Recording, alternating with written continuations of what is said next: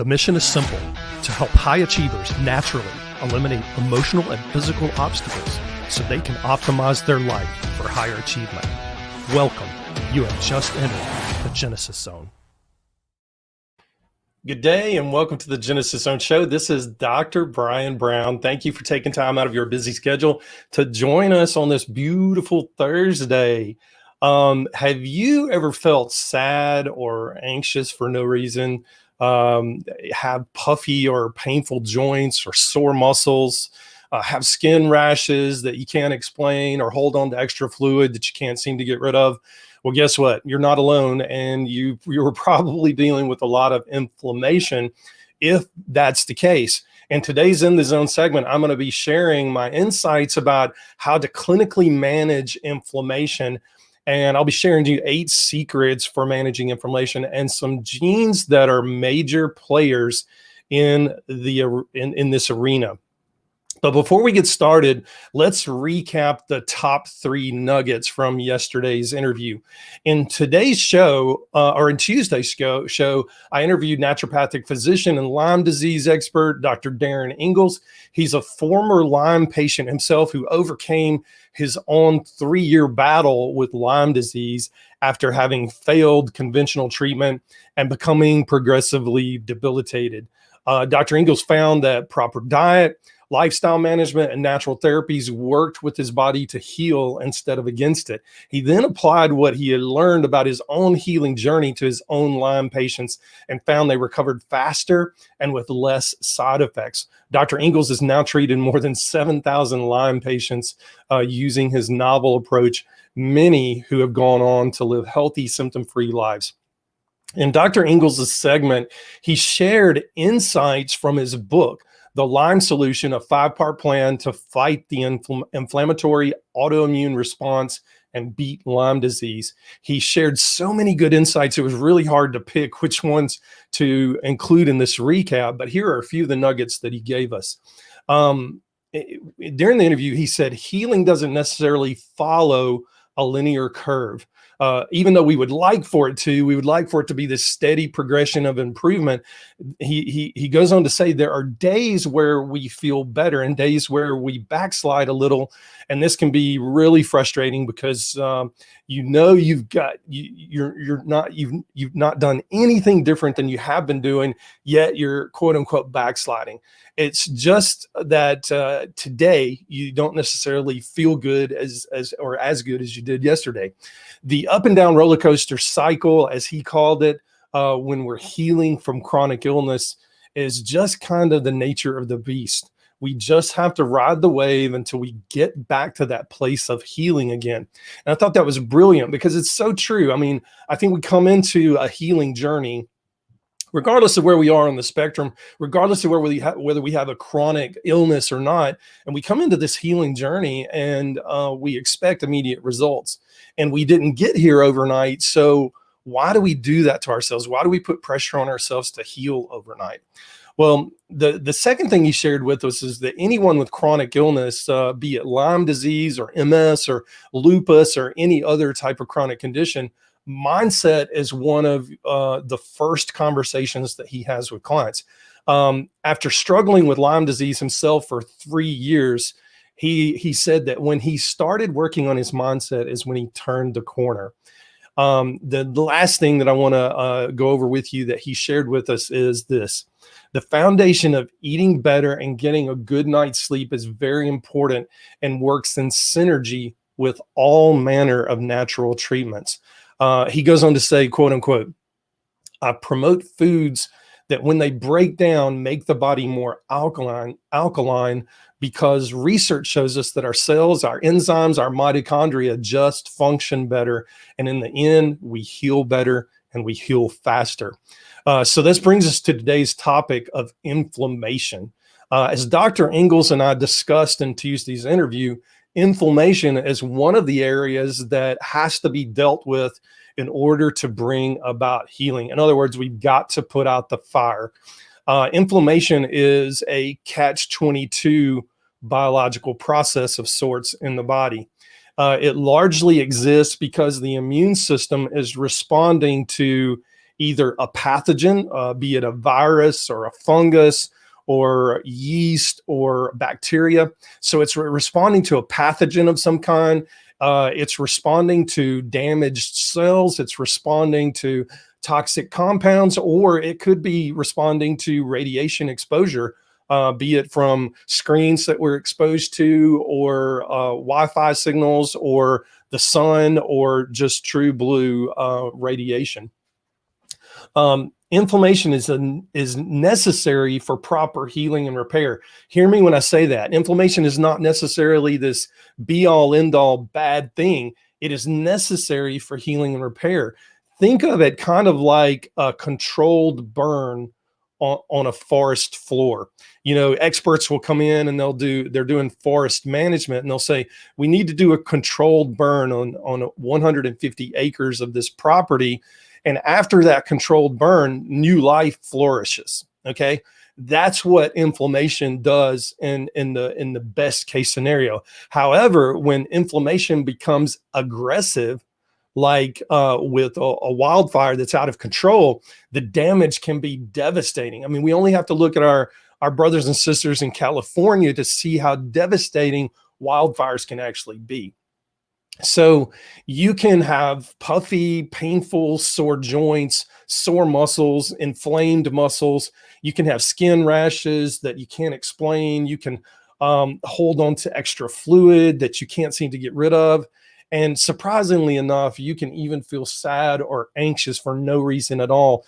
And when this occurs, this is because inflammation has crossed over into the neurological system. And we see this all the time in autoimmune conditions like lupus and MS and Lyme disease and chronic active Epstein-Barr virus, and even psychiatric conditions like major depressive disorder, generalized anxiety disorder, panic disorder, post-traumatic stress disorder, and even bipolar disorder. We're finding is very neuro-inflamed process that's going on. So what are the modifiable risk factors? In other words, what are the things that you can do to control inflammation? Well, modifiable risk factors are poor diet, little exercise, poor quality sleep, smoking, obesity, dental disease, believe it or not. I mean, there's a huge correlation between gingivitis, gingival disease, and pan inflammation, or inflammation throughout the whole body. We take care of gingival disease, and believe it or not, inflammation in the rest of the body will actually tone down. But if I ever see somebody with gingivitis or gingival disease, they're being treated by a periodontist, I know automatically that they have a ton of inflammation in the rest of their body. Another modifiable factor is air quality, whether it be the air quality in our home or the air quality outside our home. Infections, remember those pathogens that we were talking about? Let's take care of those pathogens. Let's get them out of the body, get them killed, get them dead. Emotional stress, hormone imbalances like low progesterone, high cortisol, low testosterone. So what are the non-modifiable risk factors? And I use non-modifiable in quotes. And these are the things that we can't necessarily control. And I say non-modifiable because I'm about to talk about genes here. Non-modifiable in the sense that we're born with our genes the way they are. These are switches that are either on switches or off switches, and they're either cut off inappropriately or they're cut on inappropriately. So what are some off switches that we have to worry about when it comes to inflammation management and our immune system? Well, there's a classification of genetic pathways called SOX1, SOCS. There's no K in there. SOCS1, SOX1 gene pathway. And this is an off switch. So if this off switch is turned on, inflammation goes up. Now, there are a series of on switches. One of those is the interleukin gene pathway. Another is the STAT4 gene pathway. And the other is the TNF, or tumor necrosis factor, TNF gene pathway. Okay. These are on switches, and if they're cut off, inflammation management is very difficult to get a handle on. So when we see people with autoimmune conditions, a lot of times we will see these off switches cut on and these on switches cut off. So we need to assess that. We need to look at these genetic markers, and we need to understand where this person is genetically so that we can get a handle on of how to treat them and how to give them the best relief, how to extinguish the fire, so to speak. So it is a controlled burn and not a raging forest fire. So I know what you're thinking. How do I get rid of chronic inflammation, Brian? I don't want it in my life. I've got to get rid of it. Well, I've got 8 things here I'm going to share with you really briefly that you can do right now to start getting control on this. Number 1 is get a handle on your diet. So let's start with a good, healthy, alkalizing diet. Well, how do you do that? Pretty much it's clean and green, either vegetarian or preferably vegan style eating. Now, I understand. I'm hearing wailing and gnashing of teeth out there saying, oh, no, you mean I'm going to have to become a vegetarian or a vegan? And those that are vegetarian and vegan are out there already, they're just saying, yeah, we've been telling people that this is the way they're supposed to go.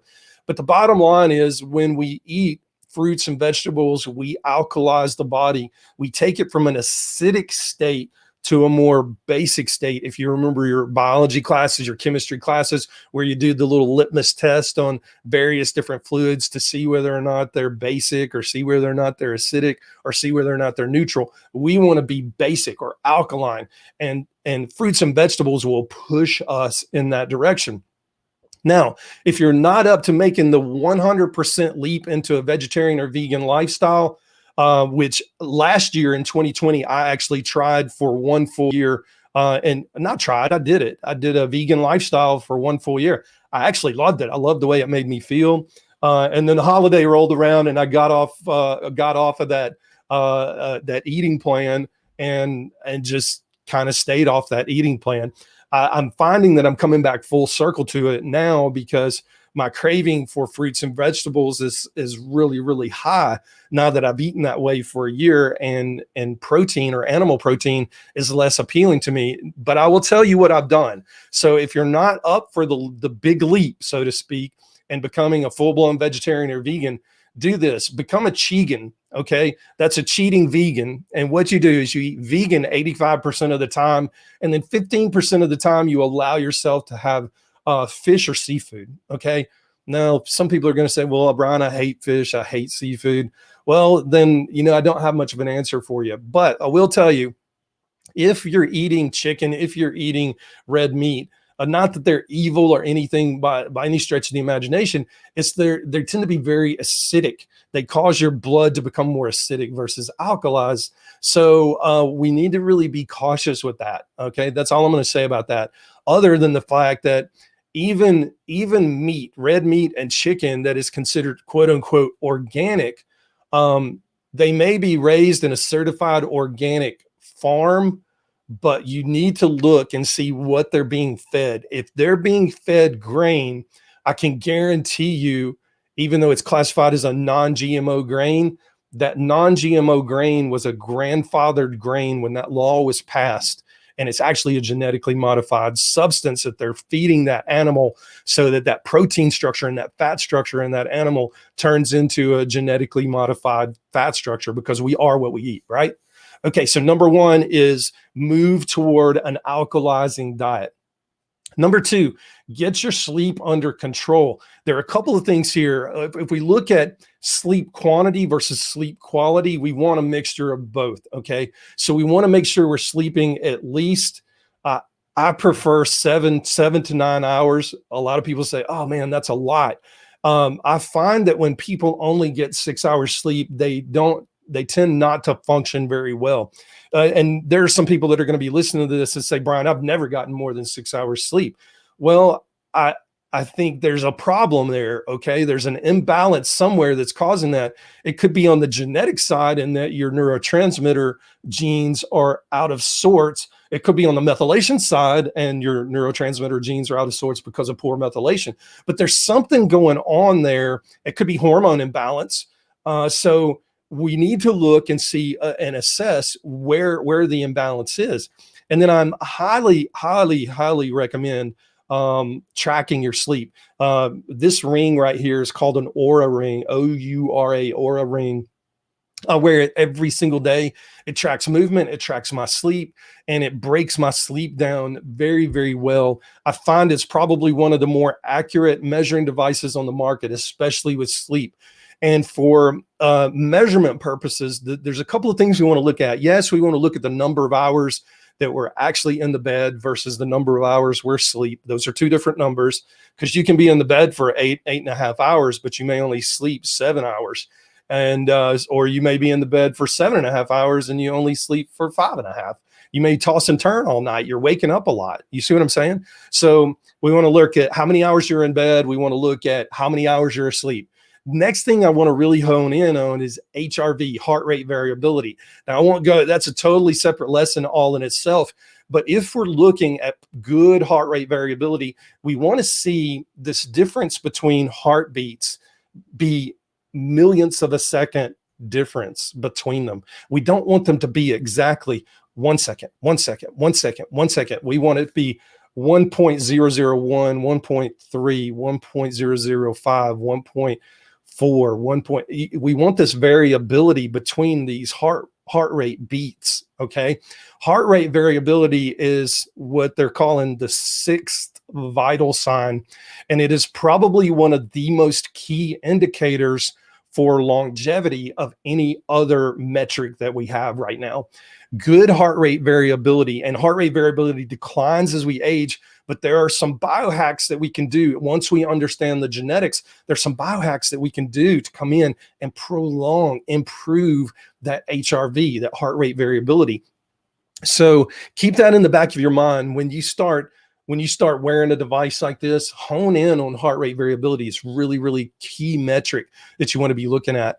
My heart rate variability varies. You know, it's based on what I've done that day, how tired I am, how late I got in the bed, how early I got up, how many hours I got of sleep, how fatigued I am, how stressed out I am.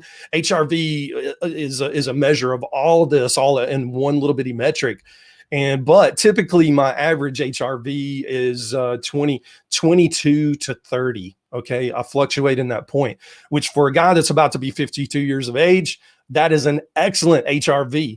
Typically most people my age are going to have an HRV in the single digits, which is not good. It's not healthy at all. So you want an HRV that's as high as possible. Okay. Now I've worked on it. Mine started in the single digits and I've gradually increased that up. And then there's deep sleep. We want to assess how much deep sleep are you getting? That's that restorative delta wave sleep where your body does all the repairing and healing. And you really want that good deep sleep. Again, my deep sleep ranges, you know, in the 24 to 30% range. So I love having good restorative deep sleep. So anyway, that's it on sleep, getting your sleep under control. Start measuring if you feel like that's something you want to do. I just kind of nerd out on this stuff. So I love measuring my sleep. I love tracking my sleep. It's one of those things I can see when I eat a certain food that it affects my sleep. It affects my heart rate variability. It affects my heart rate even.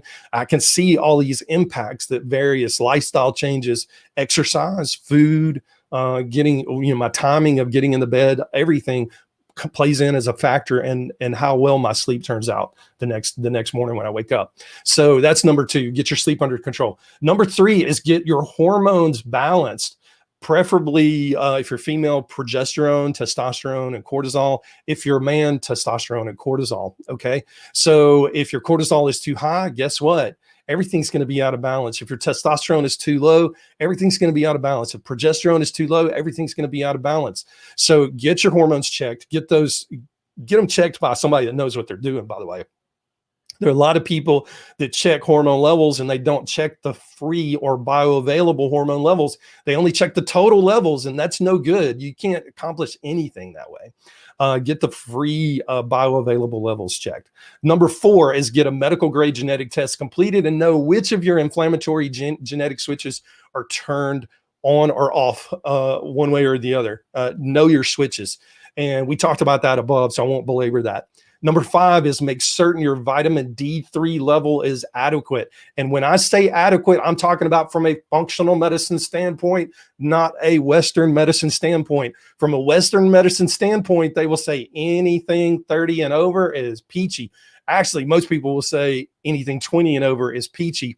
It is not peachy at all. We need to be at least 50 to 100, preferably 75 to 100 from a functional medicine standpoint. If we want to get inflammation under control, 75 to 100 is where you want your D3 level. All right. And I don't recommend that people just go out and willy-nilly start vitamin D3 without checking their levels. Check your levels. It's a cheap test. Ask for it, get your vitamin D3 level checked, and then get your level up to between at least 50 to 100, preferably 75 to 100. Number 6, address food allergies and sensitivities. Again, I'll do a separate podcast on this because this can be quite labor intensive. But I love the mediated release test, or the MRT test. It gives us a ton of information when it comes to food allergies. But you need to know this: food allergies can also be genetic. I've seen people with genetic issues related to foods and food substances, and they have zero problems on mediated release tests. And I've seen the other way around. I've seen people with mediated release sensitivities, and they have zero genetic issues. So we need to measure both of those. So when I say address food allergies and sensitivities, get a mediated release test, get your genetics test. Number 7, move your mass. And I'm talking about strength training and aerobic training, not one or the other. It needs to be both. Now, based on your genetic profile for your body, you need to understand, okay, do I need more strength training than aerobic, or do I need a more aerobic than strength training? And we can determine that by, or we can get a good idea just looking at your genetics of where your leaning is genetically. And number 8, reduce your calorie intake. But of course, if you do number 1, get on an alkaline diet, guess what? You've got this mission accomplished on item number 8 on reducing calorie intake, because if you're eating more fruits and vegetables, guess what? Your calories are going to come down. So do these 8 things, and it will definitely help you get the fire of inflammation extinguished. And the cool thing is this: it doesn't matter whether you have a chronic illness or not. A low inflammation lifestyle is one of the main keys to living a long and healthy life. I have a quick announcement for my listeners. It's summertime and people are traveling once again. Hallelujah, hallelujah. So we're able to travel, and so many people are out of pocket this summer, which is great. That's where they should be. They should be spending time with family and friends, and spending time either in the mountains or on the beach or wherever it is you like to go.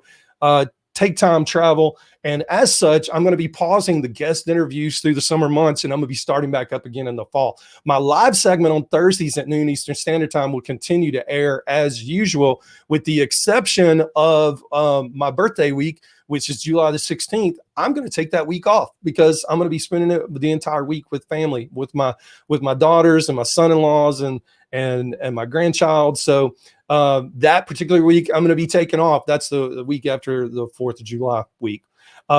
If you're feeling like you're not operating at your highest or best performance level, you feel like you're overinflamed and like, Brian, I've got to get my genetics checked. You feel physically, mentally out of sorts, go to drbriangBrown.com/gene hack and get put on the waiting list for the next Gene Hack Bootcamp, which is going to be coming up really soon this fall. In the Gene Hack Bootcamp, using my proprietary Genesis Zone method, I teach you how to know exactly which of your 5 optimization zones, brain, body, sleep, energy, or immune, are out of balance. That's really important because it tells us where to start. And these 5 zones, one of these 5 zones, are creating lower physical, emotional, mental performance for you. And I show exactly, so you show you exactly which genes need to be checked within each of those zones in order to propel you to higher levels of physical, mental, and emotional performance. To get placed on the waiting list, go to drbriangBrown.com/gene hack and follow the instructions there. And if you have any questions about the Gene Hack Bootcamp, or just any questions in general, direct message me on Facebook or Instagram at Dr. Brian G. Brown. Thank you again for spending this time with me today. Most informed, most trusted, and most grateful you were here today. I enjoy having you. Until next time, stay in the zone. This is Dr. Brian Brown signing off.